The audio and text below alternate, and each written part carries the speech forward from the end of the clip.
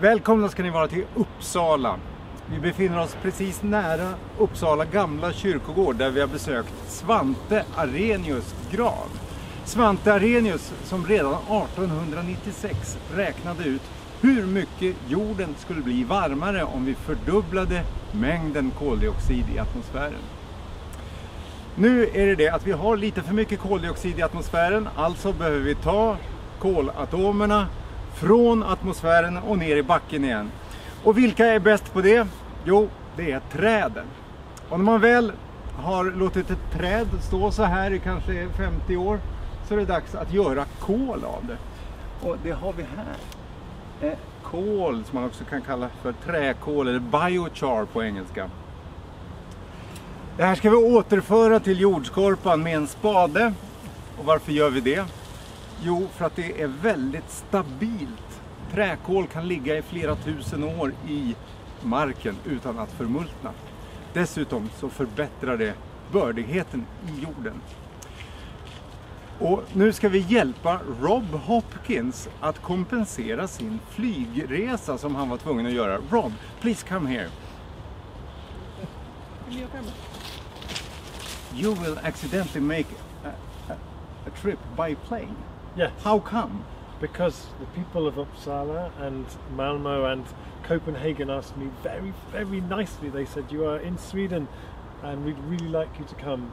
And I have to be somewhere else by Friday. I said, if I come, the only way I can come is if I fly. And I gave up flying in 2006. And it's a really big deal for me.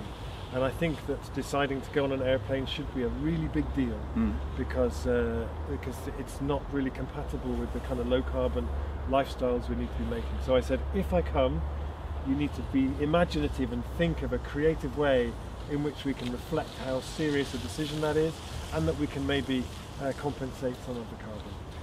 So flying in a way hurts for you?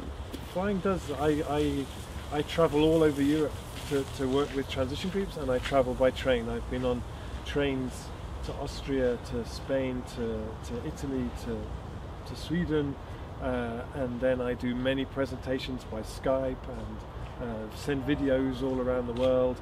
And for me it's really important, and we've built an international movement in 50 countries, and I took one flight to America in 2012 and we were able to calculate that it took 5 tons to go. And it saved 5 tons of carbon dioxide to fly to America and back. But the trip saved 20,000 tons of carbon because we met with funders who then made it possible for a program to be rolled out across America for communities on their streets to meet and cut their carbon emissions. So that was worth it. But generally, as a rule, for me, I don't fly. I spend hundreds of hours on the train because I think it's really, really important. Det är Rob Hopkins där, alltså en av grundarna för omställningsrörelsen. And now we're going to compensate a part of your flying trip.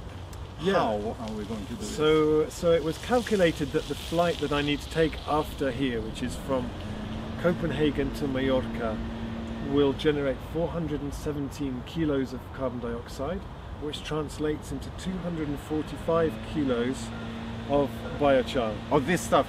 Actually it's a mixture of biochar and some other good things for the soil. Yeah.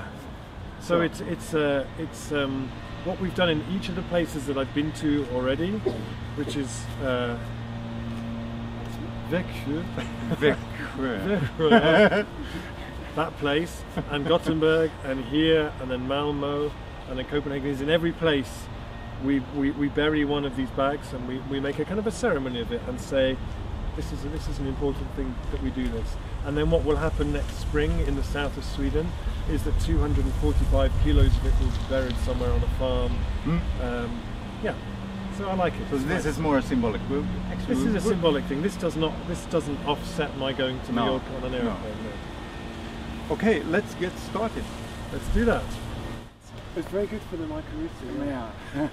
And we all like a bit of mycorrhiza. And the worms and stuff. And the worms and all that. And we have some nutrients in this mixture as well. Yeah. What are they? Nutrients. Yeah, no. Which nutrients? I don't know. Okay. We'll have to read that. But they're very nutritional. Yeah. Okay, let's get started. Yeah. We'll have to remove some leaves and stuff. I think We will just spread this out. Ooh. Please.